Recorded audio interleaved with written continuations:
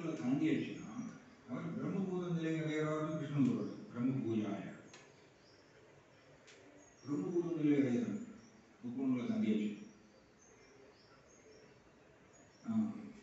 So இதுதான் நம்மளுடைய கட்டுண்ட நிலையில இருக்கக்கூடிய நமக்கு இம்மீடியட் கோல் இதுதான்.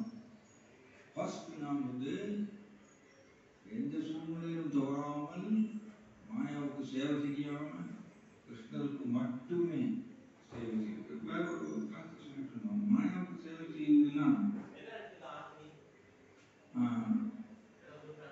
வேற விதமாக சொல்லணும்னா இந்த